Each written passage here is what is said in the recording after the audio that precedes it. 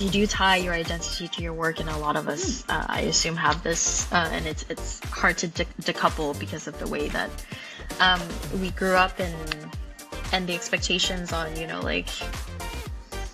your worth is in your work, and without that, you're quote unquote nothing. So a part of me died with that version of new. The hustle culture that we've adopted in entrepreneurship is obviously like hyper growth, and we should have had that done like yesterday or 10 years ago, and so these are self-imposed. These are self-imposed deadlines. These are self-imposed expectations of how fast and how quickly we need to move, and the prioritization of the company's goal. So it's really funny because we tie our identity to the company only when it's harmful to us, but not when it's beneficial, which I find really bizarre. If the company fails, you're like, it's my failure. If it succeeds, you're like, the company, the team, is successful. It's not me. It's, something external to that. Welcome to Founder Real Talk, honest conversations about what it really takes to be a founder. All right. Welcome everyone. Today another episode of Founder Real Talk. Today there is Ni with me, and I'm quite excited to kind of talk more about what it really takes to be a founder in this world. And a short intro about Ni. So Ni is the founder of New Data. I forgot already. It's a hybrid think tank and a media platform that is focusing on climate action and sustainability. And it's also for data for impact, and her work blends into research, into advocacy, education, and it's grounded into open systems. And I'm really happy to have you here. The first kind of statement, or how I prepared actually for this conversation, was I thought the first thing I have in mind when I think about impact basically is, it's like a romanticized idea, it's like so great to be in that field of impact basically, but at the same time I can only think of it, there's like constant pressure, there's quite a lot of like responsibility one has to carry, especially because it's impact. And I was wondering what your stake is on here, if you feel like like you're getting put into a box because you're operating into the impact field, and it's actually not that easy as people might think, because you do something for the greater good, but rather actually it's quite heavy because you have to also take on quite a lot of responsibility, which is probably beyond you even. So I was just wondering to kind of start it off, what you think about that. Yeah, I think that's a pretty sound hypothesis. If people go into impact, it's usually because they have some sort of savior complex that they don't know about, or they do know and that's what they want to do. Or people who are I feel a lot of the founders in this space, optimistic and idealistic. And of course, I'm one of those people. And so coming in, you do have somewhat the weight of the world on your shoulders because you're very determined to solve a community, a social or planetary issue that you definitely can't do alone. And it's always something systemic. It's never something easy like, hey, this community garden needs to be tended to. Let's, build a project around that. It's always like, the world is hungry. How do we resolve world famine?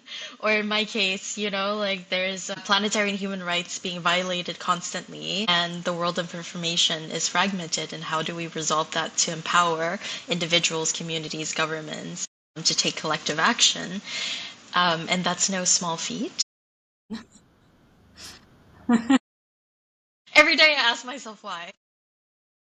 And the answer is always, it feels like I wouldn't be a human person if I didn't do something like this. So I think it's quite innate. And I guess to your point about the weight and the pressure, it gets better as you start building community, or not even, you don't have to build it by yourself, right? Like reaching out to people that are in the same sort of value system, philosophy, working on the same thing, because you're definitely not alone, and we can't do any of this by ourselves. And it's very human to, think that we're all alone, but at the same time, it's humanistic. Is that even a word? My brain today. It's equally, anyways, like, human-centered to have community, to build around. So that's how I feel.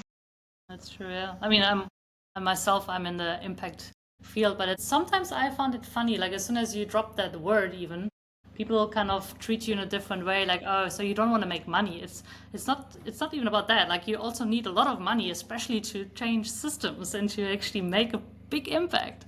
I mean, if you look at all the philanthropists, like they have budgets. They're immense, right? But at the same time, it's like okay, it's like this kind of a business. It's Hmm. sometimes I feel it's a little bit belittled, but yeah, probably it's just like a lack of information what it really takes, and it's quite a big one, and often the benefits it's quite delayed gratification. Like it's often takes years to see any effect, and I mean it's a lot of locked-in systems where you have to find new ways, and I mean in general, changing human behavior, it's quite difficult, or change Yeah, system you in should general. know for the work that you do.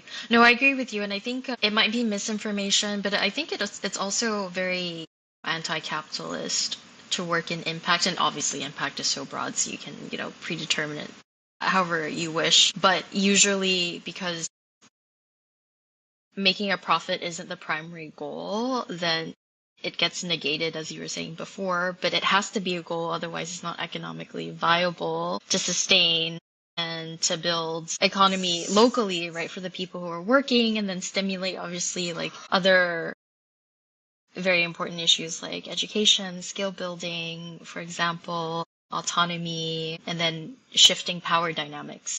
Because now, with a lot of, what's happening in the startup world and corporate alike, because it's very profit focused, you have outside investors. You don't have like co-op structures that are actually more economically sustainable for businesses to run on, which generally, because everyone who works in a co-op structure is a shareholder, Yeah. they can decide.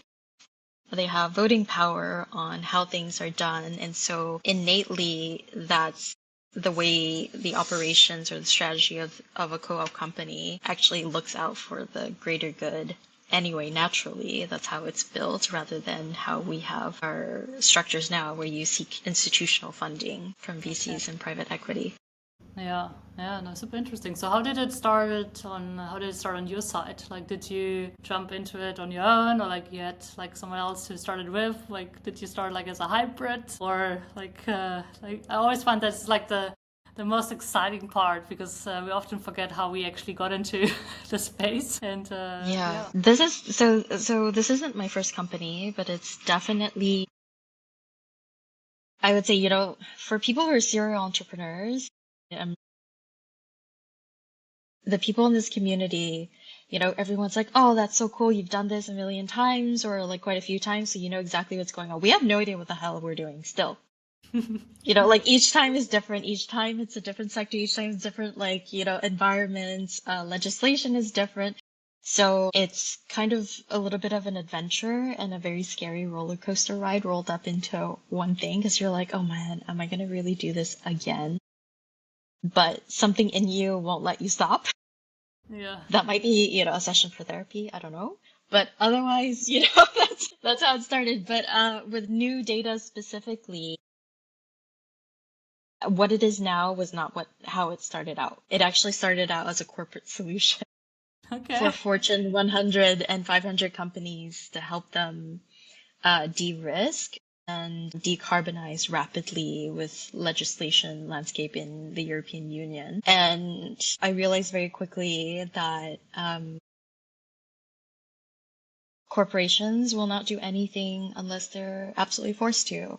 And a lot of the regulations, we do have regulations, are voluntary. And so I had a pretty pivotal decision to make when I started fundraising for New is, do we continue on this path and make less and less impact as we kind of go towards the, hey, let's raise from VCs and build this corporate product as a SaaS company? Or do we veer towards something truly impactful that doesn't grow as fast, that I might have to bootstrap maybe indefinitely, Yeah. but will actually make more impact towards, like a nonprofit focused route. So it doesn't mean that we're, going to 100% adhere to being a nonprofit, but we will adhere to deprioritizing profitability to further impact and how that takes might not be producing a product, a technological product, but through advocacy, education, and a lot of applied research with subject matter experts like scientists and people in policy. So that's kind of the path. I did not start out this alone. I was exploring co-founders, but I never found like a match that was as delusional as myself to bootstrap all the way. And it's difficult, you know, because I feel for a lot of entrepreneurs out there because a lot of them have to compromise, right? Compromise either on your values because you need to make a living, or you have expectations that you have to meet, or perceived expectations as an entrepreneur, or, you know, whatever you're roping your identity around. And I think when I was younger in my 20s, I was definitely more focused on I need to survive, I need to make money, and wherever I can make impact, that's what I'm going to do. But now, as I'm older and I give less fucks, I would say. It's just, I'm just like, you know what? I don't have time. Like, I'm still young and you know, like there's always more money to be made, but time is my most valuable resource and what I do with it is really important and impact is the way I went with that. Yeah, true. No, it's I time kind and of health. rambled. Time and health. Yes. Yeah, no, yeah. For me, it would be interesting to know when you were at this pivotal moment, like how did you make this decision? Like, did you write it down, like the pros and cons, or like how did you do that? Because it's quite a big one. It took me a year, Oh, Yada, to wow. make this decision. It wasn't done lightly and I was kind of going back and forth, you know, a Yeah. lot. I was like one extreme to the other, you know, the pendulum like was swinging like, no, like I can't do this. I need to raise funds. So then afterwards, eventually, once we go to market, we'll be able to make an impact, you know. But then on the other side, I was like, it might take us 3 to 5 years because the original product was to build a one-to-one digital twin of entire supply chains and their value chains with satellite imagery so that we can de-risk. For example, our first prototype was on the global food supply chain. So if there was an earthquake in one area of the world and you're shipping, let's say, from Japan to Europe, you would be able to take that into account, plus the carbonization, plus all of your suppliers, impact as well, and local community impact, like waste that you're depleting as you're shipping, you know, the routes. And I was like, okay, well, that's fucking complicated. We need a lot of data. We need a huge team of scientists to come on board to build this from scratch and train, you know, like our machines and the learning algorithms also from scratch as well. And then the other side of it was I'm wasting time. We don't have a lot of time left. The planet continues to burn and, you know, people continue to suffer. So that doesn't make any sense to me, you know, like I feel like life is fleeting and living in the future doesn't help us in the moment to mitigate any sort of impact in the present. So yeah, I spoke to so many people. I spoke to our advisors. I spoke to my friends, my family. I consulted some monks. Oh, wow. I'm Buddhist. Yeah. And I also like hired a coach towards the end of it because I got so confused. I Yeah, was of course. confused about where my values really lied or lay and how I would execute against those values, right? The philosophy that I hold dear. And I kind of lost my identity in all of that. I was like, oh my God, who am I as a person, as a founder? Like, what? So yeah, to be honest, it was very confronting and I really had to sit with myself for a while and look at what is my ego saying, you know, and separate those expectations and what I wanted from that versus, you know, who I truly am as a human being with these sets of values. Are they just for show or do I make decisions that reflect those things intentionally every day? And so oh my God, it's 2026. Last year, Yeah. during the summer was when I made the final decision and I was like, Hmm. we're going to re-alchemize everything, all of the work that we did. And we're taking the website down. We're doing everything from scratch. We're reintroducing ourselves to all of our partners. And that has taken months and months also of work because it almost feels like you're backtracking, even though it's an evolution. It is. Wow. And how did that feel for you? I mean, did you have regrets, or was it like, well, probably second thoughts? The ego came back. Yeah. Like Yeah, that voice. Yeah. yeah. I mean, listen, your ego is loud. It's Yeah, so I know. loud, and I think it's even louder as a woman because it comes from a place of trying to overcompensate for systemic issues that, we face as women and as founders in this world. And so you're like, no, but if men are audacious enough to just like do whatever the fuck, why can't we do the same? Yeah. And my conclusion is we could, but we're playing by a different set of rules and we can't, it's not one size fits all. And if I'm still not able to sleep with myself after making this decision, then it's not the right decision. And so that's kind of where I landed. But every day I have to, tame the tiger within and be Yeah, of like, course. hey, like it's a good decision. It's just, you're just acting out of fear, Yeah. from historical, information or from other founders that you spoke to, but this is not, your reality right now. Yeah. And So, that's yeah. how the mind literally operates. I mean, I deep dive into it a lot. Like, it tries to find evidence for, certain scripts, and then it only knows past data basically, and it's projecting it into the future. But then that doesn't mean that that's going to be the future, because you don't know. Exactly. Oh, You're just pretending. You're playing pretend the whole time. I know. Yeah. No, and it's also like often because I've been in a similar moment, but I mean, I haven't been, well, I've been into it half a year, and then we realized because the environment changed, and sometimes you have to pivot, right? And then Hmm. one of the bigger problems of a founder is you literally properly identify with your business, but then you also develop further, and you have to be always true to your values. That's like, yeah, for sure. But then it feels like a breakup because you literally broke up with that baby, that idea, and you see all the investment you put in, all the hope you have Hmm. put in, and it's not there. Yeah, you It's, grieve, like it's like you're like I'm putting you in the ground. Like you're dead. And it's also you're right because over the years you do tie your identity to your work, and a lot of us I assume have this, and it's hard to decouple because of the way that we grew up and the expectations on, like your worth is in your work, and without that you're quote unquote nothing. And so a yeah. part of me, died with that version of new. But, you know, I reincarnated into yeah, exactly. A more grounded, I guess, maybe a more authentic version of myself. Yeah. That is, you know, I wouldn't say 100% aligned with all of my values yet because we're still in the thick of like coming out of that evolution, but quite darn close. Yeah, wow. And you probably learned a lot about yourself as well in that process. Yeah. A lot of stuff that I did not want to confront. And I was like, oh my God, why?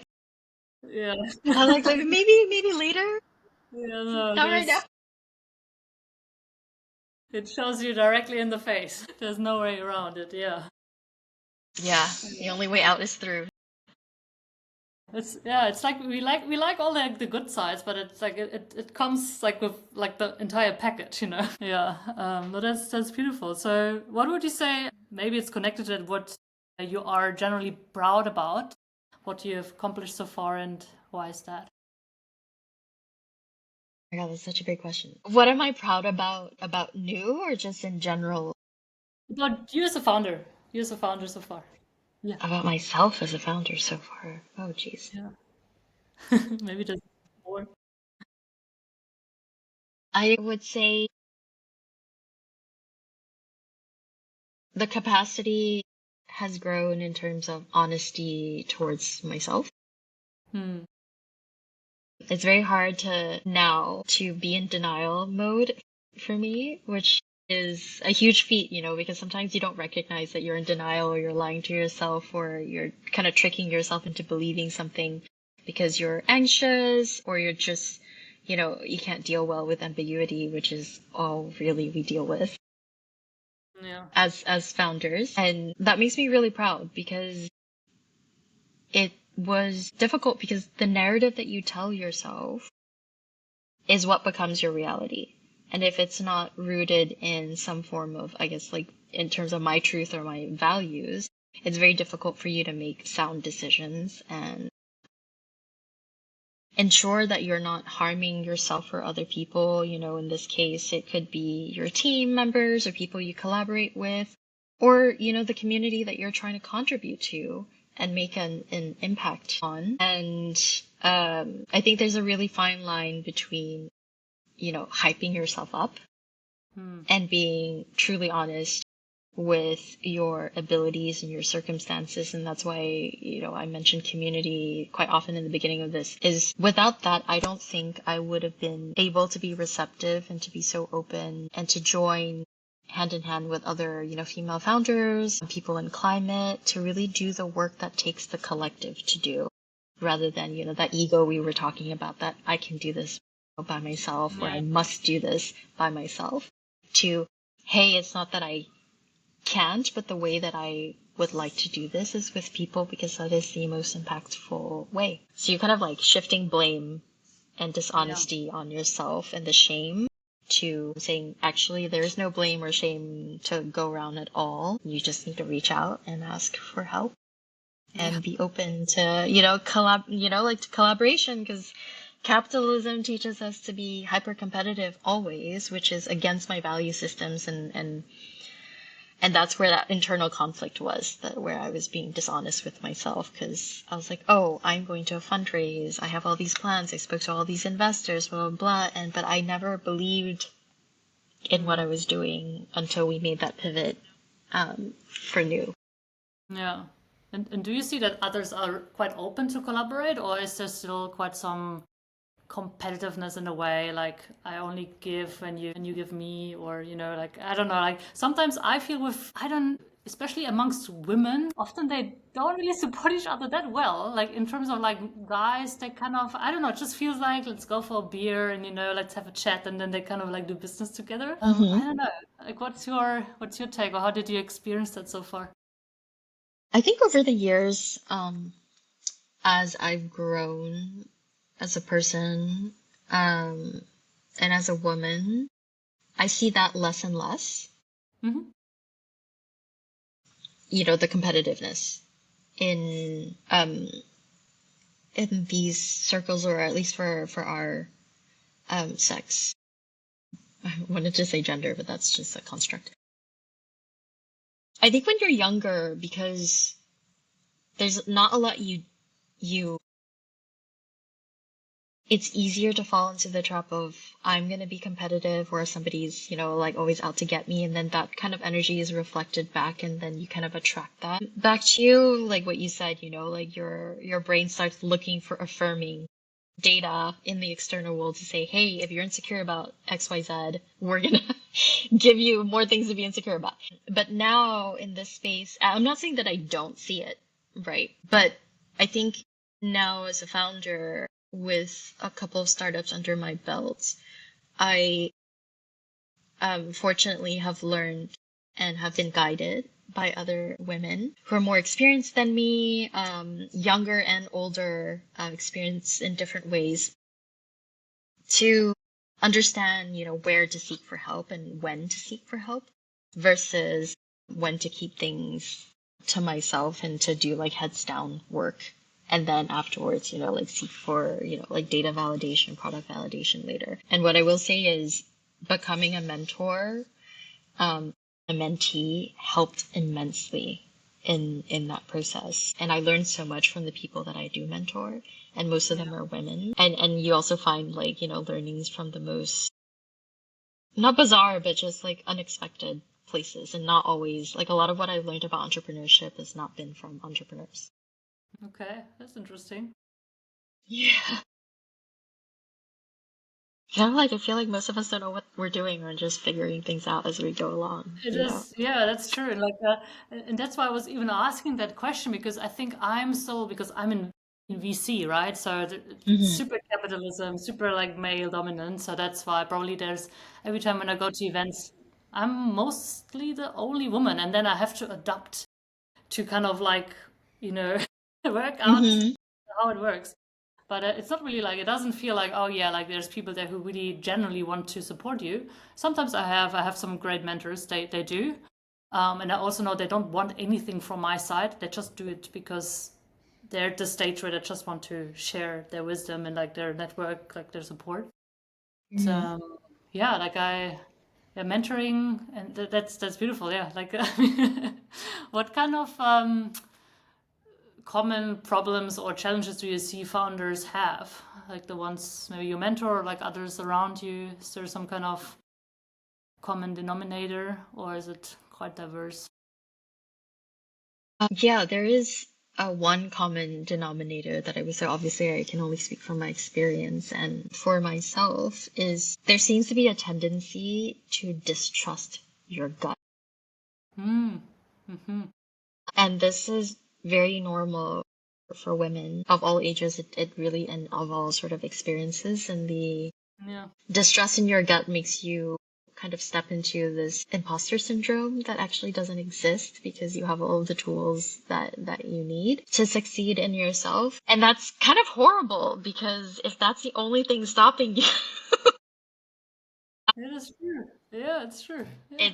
it's immensely difficult but also easy. It's difficult because it's conditioning, right? And how you perceive yourself will translate into anything that you think, anything that you say, and anything that you do, but also it's very empowering because you have full control over that. Hmm. Yes. But you can't do it alone, usually. Unless you're very like self-aware and determined, and it's hard to recognize that you're in that sort of state of mind of like questioning yourself constantly, That's coming out true. of that loop. And that's what I generally see. And so when I'm, mentoring or just talking to other founders, what they really just need is a trusted circle of people to cheer them on.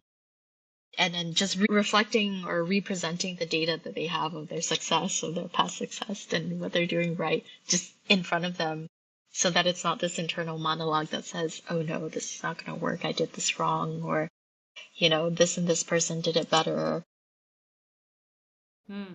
Yeah. and I'm the problem. I'm like, no, mostly it's probably an external thing that's stopping you from succeeding. Yeah. Or your own thinking, like as you said, like Of this that.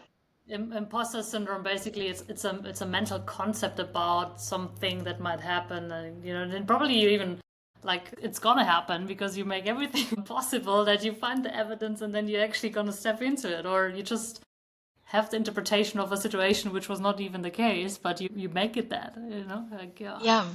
And then you don't ask the questions from, the people to reconfirm, or just say, "Oh, I must have done really badly in this pitch." Did you? Why don't you ask Hmm. the investors Yeah. or the stakeholders, like if you, like pitched poorly or not? You're just Yeah. assuming everything is an assumption until you validate it, right? So I think we would benefit in general from thinking more like scientists and approaching life that way, is everything is a hypothesis until you validate your hypothesis. Yeah, it's information. Or Yeah. disprove it. Yeah, exactly. Yeah, yeah, yeah.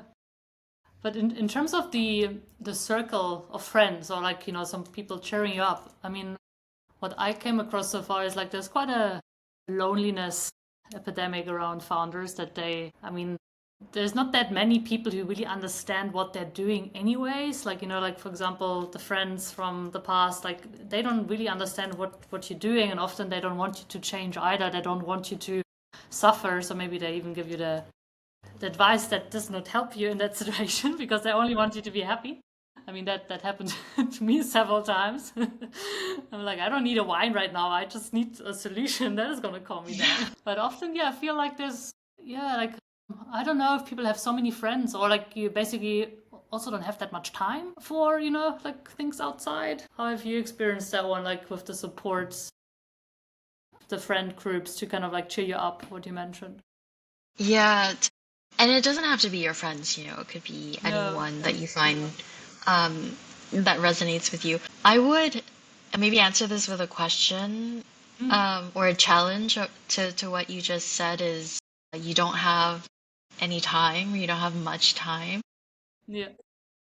I think the hustle culture that we've adopted in entrepreneurship is obviously like hyper growth and like we should have had that done like yesterday or 10 years ago, like and so these are self-imposed. These are self-imposed deadlines. These are self-imposed expectations of how fast and how quickly we need to move and the prioritization of Mm.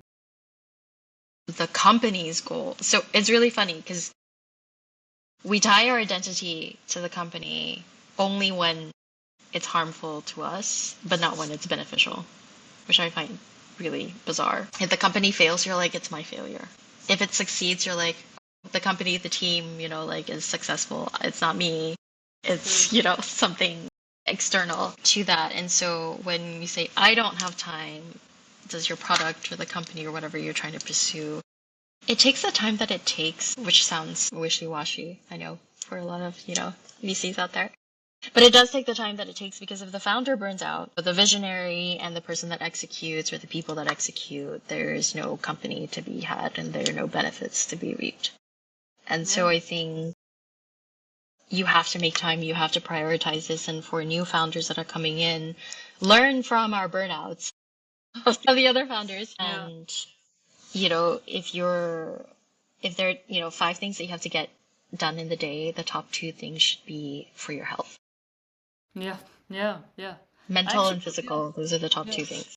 Yeah, no, yeah, I see it actually like if you are a founder, you're like a top athlete, but that doesn't mean like you are like hassling all day long. Like you literally prep properly and you like also regenerate properly. And like, I mean, I know like a lot of people don't see it in that way because they're just like they keep on going because they think like time is everything and like yeah, you have to be like super quick. And especially if you have investors in your back, like you don't have that many options to be honest. But if you don't sleep properly, if you don't eat properly, if you don't take care of your health or even how you breathe, how can you Hmm. be efficient? Yeah, like even Tony Robbins talks about the 6 human needs, right? And if like some of them like totally neglected, which for example, maybe one is significance, and maybe your company or your startup cannot give you significance yet. Where do you get it from? Like from your partner who's like, really cheering you up, or like from like your community. If these needs are not met, you're not, as you mentioned before, you're not even true to yourself. Like you basically overriding like the innate needs, and at some point, yeah, the body's gonna show up, can't equalize what the mind tries to fix, because often that's actually the case when we're getting sick or even burned out. Like our body tries to compensate a psychological problem, which is not to be solved with the body. It's just to be solved in like, a good balance. It's a cognitive problem, but then yeah, you need you need better balance. Whatever that's for you, but at least to kind of, meet your needs and be aware of them and have time for reflection and to regenerate and to reboot yourself as well. Yeah, and I would argue like even if you're in bed with VCs or PEs are a different story. I would advise anyone to steer away as far as possible, especially if you're in your early stages, just don't go there. But with, in selecting your investors and your VCs, if they are, VCs and not angels or anything like that, they are your partner. They're like your co-founders, right? So the same criteria that are stringent that you would not like if you would not spend, like your free time with this type of VC or with the people who are working here and their philosophy, then you shouldn't take the money. Try your best not to. I know sometimes it's like, like, ride or die, or you're like, the world is going to end if, and I empathize because I was here, Yeah. and I'm like, my God, I'm Yeah. gonna be homeless. The company hasn't survived and I'm accountable to like the team and all of these things. But at the end of the day, it's Mm, just the company. it You can is. rebuild, but your health, you can't always rebuild your health in the same way. And so you need to detach. You are not your company. It might be your vision, but it's just one way of fulfilling your vision. And there are many different approaches to do the same thing. Hmm. So I'm really just talking to myself, not on the front house. I'm like, I'm talking to me 5 years ago, 6 months ago. That's perfect. That's actually one of the questions I sometimes ask, like yeah, how would you describe yourself today versus, well, normally I say 4 years ago, but probably like, how would you, what kind of glasses do you have on, or like what different perspective do you have about yourself and the way how you actually run your business, even maybe that has changed as well. Yeah, that's a great question. I Or think maybe the to make first it, thought, yeah, yeah. or maybe to make it easier is what would you tell yourself today how to operate, think, which you would have not maybe a year ago or so?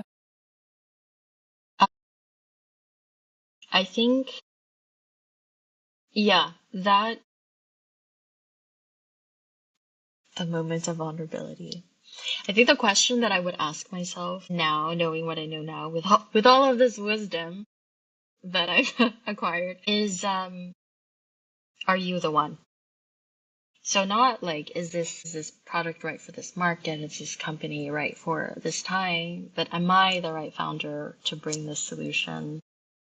Am I the right person to execute on this mission? Mm.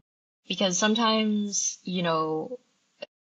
at least if you're a person like me who kind of has a bleeding heart and gets, taken through that wave of we must do something, I must do something, I can't just sit here and watch all of these things happening to my community, to my friends, to my family, to the planet, and do nothing about it.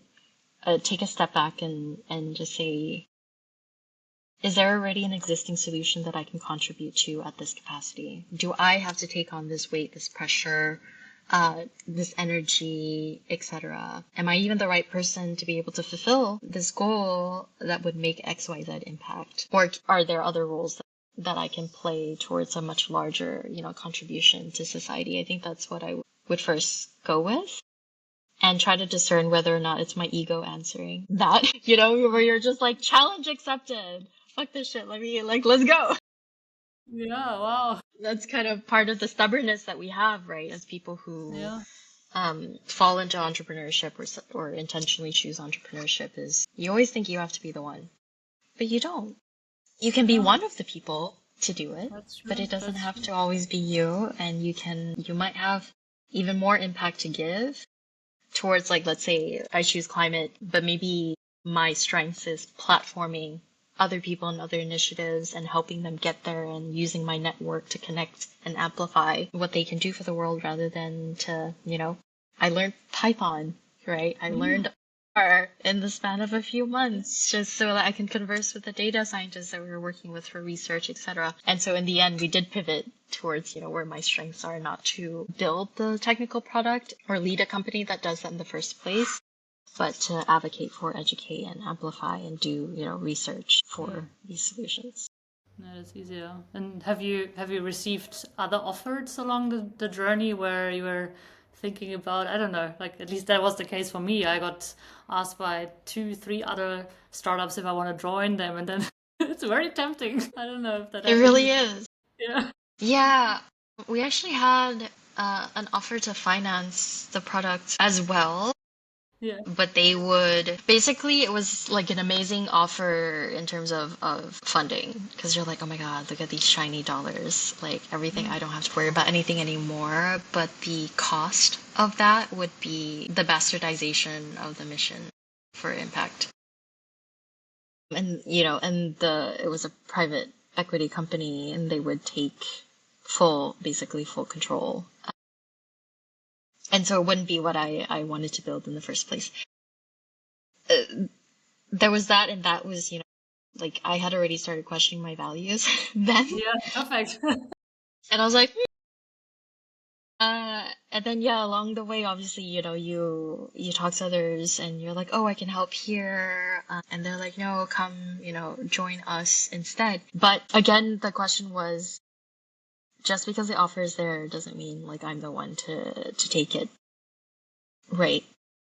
That's true. Yeah. Which is counterintuitive because you're like, if there are opportunities, why wouldn't you take advantage of these opportunities? Why wouldn't you, like Mm. take this Yeah. on? And it was tough because I think at least my anxiety was like, at least this is something I know. Like it's clear, it's not ambiguous. But if I continue with new, I don't know where this is going to land.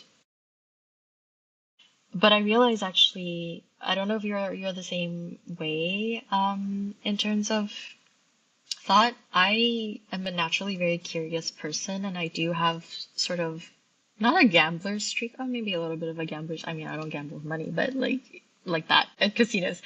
But for me, it's kind of like YOLO. I only live once. Why the fuck not? Let me see this through Yeah. with new, and it will end where it naturally ends. It should be my decision. It should be intentional, not because I'm giving up per se, but because it's run its course, and I'm okay with, leaving the sapling that I planted for, other people to continue it on, or, uproot it and turn something else, it Yeah. into something else. Yeah. That's, I mean, back to the values. Hey? It's It's always, always, yeah. yeah, yeah. But then to be honest, like I used to be a strategy consultant, well, back in the days. And we were running one startup. It was for a Chinese EV company, like having a market entry strategy in Europe. And we were doing this mission vision workshop, and I can literally remember that we were in this like design thinking workshop room, and it was like, I don't know, this question about the why and about the values. If that's, I thought it's a hype. It's like kind of a thing. But then later on, like I realized, honestly, if like the values, I mean, for you, that's one kind of a story, but also Hmm. for the team that you basically lead your business or your startup by these values. And literally, even in our founder contract in my current startup, we have written down that we make decisions according to the values. Like these are our Exactly. guidelines, because along these ones, we will take the best decisions for ourselves and also for the business, because that's how we set it up according to these values and that North Star. And no one actually has told us to do so. Like they just said, well, just have, like a split equity, and then the person with more is taking the decisions. Mm. I believe that's not going to help the most. You, like it should be aligned. Yeah, and like has kind of like some resonance, and that's giving you the guidelines. No matter if you kind of like pivot and shift, but still like you literally guide it. But then since that workshop, that was 2017 or something, I Hmm. just thought like it's a hype, kind of like a trendy thing. Entrepreneurs and founders talk about like, yeah, we put our values on the website. Don't have more than 4, just maximum 4. That's actually, I never thought about it as a hype like that. But you're right, when you're running workshops, It was a big everyone one. just kind of like brushes through it. They're like, no, no, let's talk about the business model. Let's talk about all of these things and the features of the product and whatever it is. But you kind of skim through the values, but it gives you purpose, right? And then I Yeah. guess it's kind of like your company is organic and it should, Mm, grow with the people, with time, with culture at the pace of, how everything else is running. And so without a set of values, what is it? Like it doesn't have anything grounding it, if that makes sense. it is. And I Yeah. did I did have when I was having this conversation with my team when we had this offer from the company, like one of our founding tech leads, she was like, I would seriously question continue to stay here and why we're doing anything that we're doing if we took money from, such a misaligned, right, like partner. And I was like, you're exactly right. Mm, So simultaneously, it was the hardest and the easiest decision. yeah. It was only hard for a split second when you're like, oh my God, dollar sign. You're like, this will help us, build anything and we'll go to market, within 6 months instead of 2 years. Yeah. And that's why you have your values so that you have these community of people that you work with that actually we keep each other in check. Yeah, that's true. Yeah. And your why, like why are you even doing it in the first place? Like what are you trying to achieve? And it's hard, because what we were talking about before of like hustling and we don't have time, these expectations. That's why it's important for you to take the time out, take a time Yeah. out. That's why it's important for you to have community. It doesn't have to be your team. It doesn't have to be your friends or whatever. It could just be some random person you meet at a tech meetup. Mm. Yeah. Fuck you. relate to you and then say, hey, And I here's think some new perspective, pull you out of it. yeah. And I think one big value also is to actually have fun. Like I feel a lot of people miss that in building the business because in the end of the day, as you said it before, like it's just a business. So have fun with it, like even if it's not gonna work out, but at least you had some great moments, probably some low lows and high highs, but like Mhm. average like fun, and like it's a big learning curve, but yeah, some kind of like joy along the way. Yeah, exactly. Joy in learning, joy in discovering, experiencing. And I think entrepreneurs or people who become entrepreneurs, a lot of them actually do it out of necessity. Oh yeah? How come? And not everybody is in a position of privilege to choose to become an entrepreneur. Mm. Well, like I'm a person of color, so a lot of entrepreneurs I know are immigrants, right? They were displaced or they had to go find a better life, and the only way to, their education wasn't accepted, for example. It's not valued the same in the West as it is in the East, so then you have to become an entrepreneur in order to survive. And so that True. meant that like you open a restaurant, you're a contractor, you're a plumber, Mm. any sort of like blue collar jobs to begin with, and that's pretty rough. That's true. So I think it's really important to, if you're able to get to a point where you can decide whether or not to continue on this path, if you have to do it out of survival, then maybe it's not going to be like a long-term thing that you should continue. You shouldn't put all of your savings unless you really, really believe that, you can do this thing and you set up your foundations correctly. Yeah. And if you're young, I'm just saying for whoever's listening, if you have no kids, no responsibilities, etc., and your whole life is ahead of you, do it. Just do it. Yeah. Take the leap. I mean It's gonna be wild. It's gonna the be person great. I just interviewed this or like the other founder I just interviewed this week told me he sold his house to finance his business. I'm like with Dang, he's family. got I'm like, guts. wow. Like some people take big risks. I mean, yeah, it's much easier if you start out Him. younger, especially if you Yeah. had like, a certain lifestyle and then you kind of like, oh no, I have to move back to my parents. No, not really a thing. Yeah. Yeah. It's that's so cool. I mean, I wish him all of the success. That's insane. Mm, yeah. But I think dang, like some guts. I mean, congratulations. Who is this? Like, let me DM them. That was years ago. He made it. But I mean, it's quite a big commitment. There you Yeah. Yeah. Yeah. But go. Gambling. it is. We call it the game, right? Like running a startup it is the game. Yeah. But maybe then the question to you, if your startup would disappear today or tomorrow, what would you miss? What you really enjoy doing, and what would you feel relief? Because, Mm. or maybe even there's nothing. Yeah, how would that be for you? I think I would miss the people that I got to work with and I continue to get to collaborate with, who are incredibly smart and well-intentioned and really just like a ray of sunshine in the darkest of days when it comes to, every time I like open the news, I'm like, okay, great. What episode of Jackass is this? Like but I would miss them the most. Yeah. And there's some amazing people out there, like, Hmm. and I feel like they just need an excuse, to kind of come into their full light and be like, yes, let's do this together. And then I think what I would feel relief on,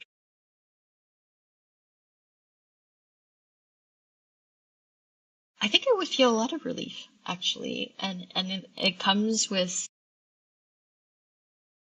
I think, holding up this structure of a company. Yeah. Because it's not just a project. It's not, like, the more you put yourself out there and what you're doing out there, I guess, like, the more expectations you accumulate.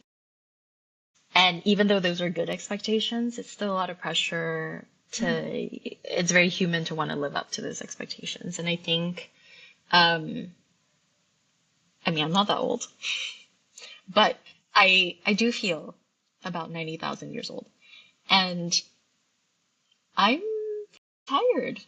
Yeah, of course. You Yeah. know, I'm kind of tired of holding these big structures um, that unfortunately are still being built in the same systems that we have, right? Like of how to run a company, the administrative costs, and you know, the monotony, the this is the way the world works, so you have to tiptoe around this political Mm. thing and, you know, like talk to this person, then talk to this person, and then talk to this person. You can't just do the thing that is important that you think is helpful, obviously. And I would feel immense relief. And I think if I were to do this again, I would immediately build this as a co-op.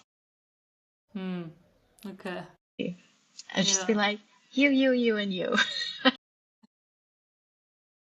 You know, that's Sure, you can share the responsibility. but it's also it's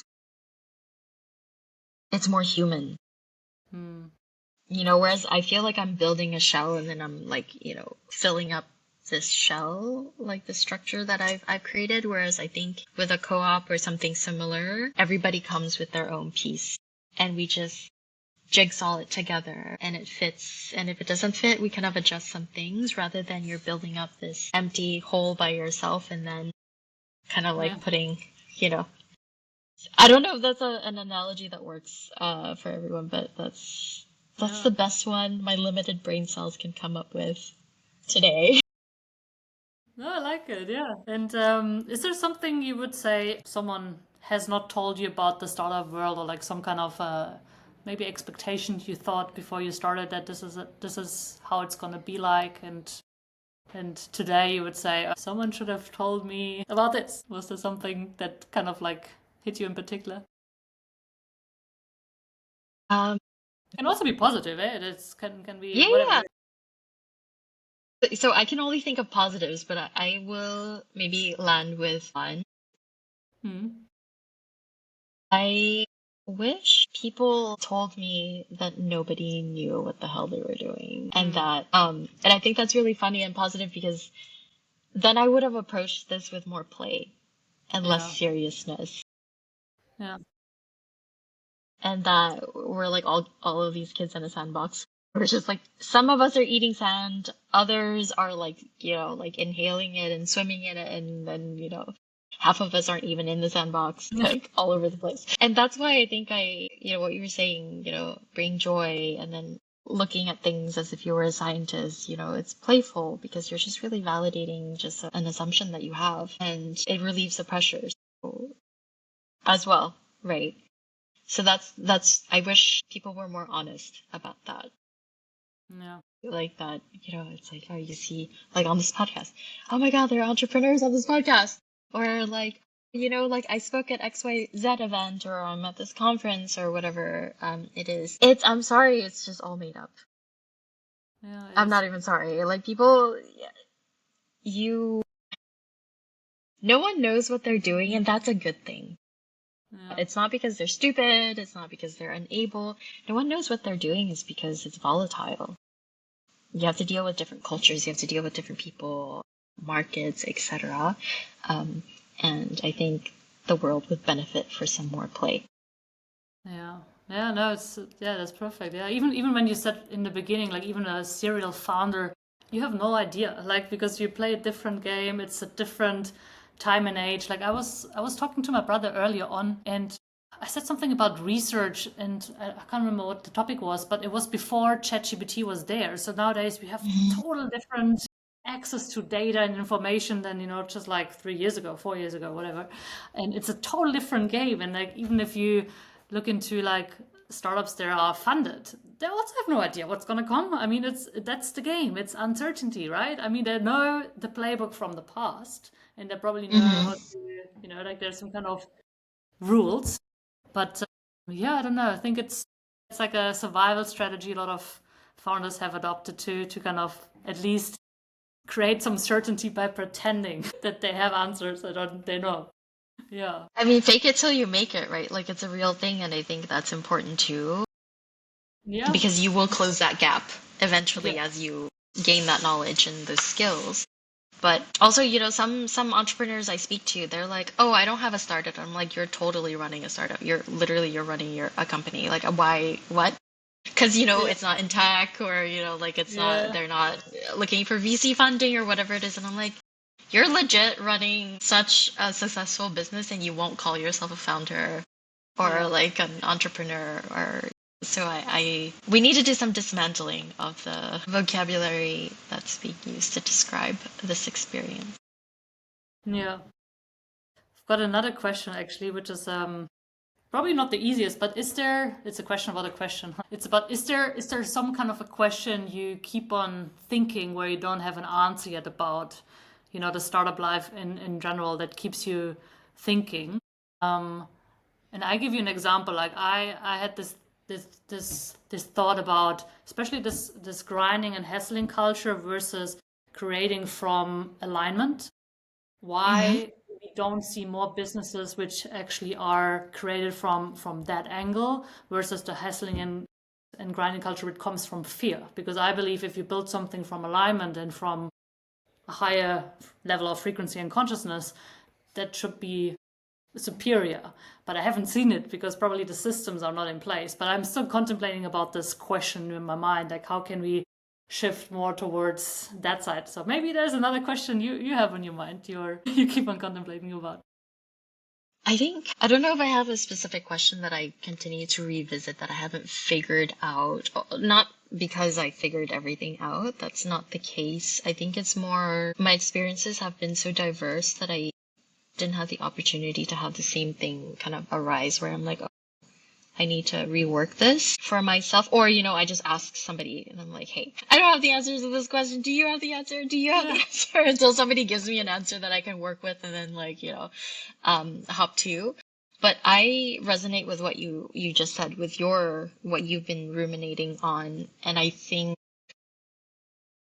it's really a question of privilege and systemic accessibility to entrepreneurship in the way that we've been talking about it. And that brings me back to not everybody can intentionally decide to be an entrepreneur. Sometimes they're forced into it, or sometimes they're trapped in, needing stability because, and then of course they can't build out of alignment. And I think that's my kind of the bane of my existence in terms of impact work is equality and equity in everything that we do as human beings. And it ties very much to sustainability in the work I do at News, because when you keep asking why enough times, the root of it is inequity. And so if we can make the tools and the skills and the resources more accessible, and that resource can be your time and your expertise, I think more people would be able to build that of alignment because they feel safe. Their needs are met. They have a house to live in. They can feed their children. They can feed themselves. They're not living paycheck to paycheck. Then we will have a plethora of amazing initiatives that come out of entrepreneurship that is completely value aligned to every single person that builds. Yeah, I like that. Thank you for the answer. My pleasure. Oh, perfect. All right. That's a good answer to my question. Yeah, no, like I I haven't. try. Yeah, no, it's true because I always thought about it from my perspective, which doesn't make sense because I'm not in the survival mode out of I choose to be an entrepreneur. It's not like I Hmm. had to become one. I haven't thought it from that perspective. That's yeah. I don't know why my brain just didn't want to go there. So that's why it's even cooler to like have more conversations about yeah, what's possible or not. Yeah, but anyways, we're coming to an end here, and yeah, maybe one more question. Like, what would you wish for people in the startup field or founders talk more about? Is there like something I mean, I probably could guess from our conversation what that would be, but I would encourage entrepreneurs to talk less about work hmm, and more about what they live for, like the little loves of their life, the little glimmers, like forget about fucking work. That's like 80% of your brain anyway, like focus on the other things that bring you joy and that fuels whatever mission you're on for your startup. And I think the second thing I would say is maybe not to talk about this, is just go outside and touch some grass. because when I started doing that, it sounds crazy. Everything changed. Oh my God. But It's, you ground yourself in nature because the noise can be too much and you need a break. no, it's perfect. I mean, I'm the scientist, so I literally have. Well, let's see. I've got a frequency machine here. I just got out. So basically, that's like touching grass. It is. I didn't even know they made those. Yeah, that's like the Schumann's resonance machine. So it's radiating the frequency of the Earth. It's 7.83 hertz. It grounds you a lot, especially when you live in the city. I mean, it's not exactly the same because you don't have the sensation, but at least Yeah. it's the frequency. But I'm big into like frequency and how to kind of like optimize yourself and like like nature is it's everything. Like it's so healing and gives you actually quite a lot, like literally energy. Yes, and that's why we should try to maintain it and stop destroying it. So if you Yeah. can build something that does not harm humans or the planet, please. Yes, exactly. Okay. Is there something the community can support you with? Anything, I don't know, we can share or they can, I don't know, like if you look for something or they can support, maybe there's something. Yeah, I would say if you can, try your best to either spend time volunteering or donating to causes that are local to you that benefits your local community and preserves the ecological system that, are very close to you. You don't have to do it globally. And that's what I would ask. Okay, that's nice. Yeah. As a favor to me. Yeah, that's so cool. Actually, I wanted to do, I saw there's, well, my breathwork teacher, she does go to a high school or like a primary school, and she reads to children to help them to learn to read. And I just saw that around the corner there's a primary school. I'm like, I'm gonna like actually next week because I think I got back to school today. Then a weird way in South Africa like on a Wednesday. But I'm gonna go show up and I see if I can volunteer just to read. At least here you don't need like a degree to do that. In Germany you could probably not do that. You need like to be a social worker whatsoever, but here they would probably appreciate that kind of support. But yeah, okay. Thanks for listening. Hit subscribe so you don't miss the next episode.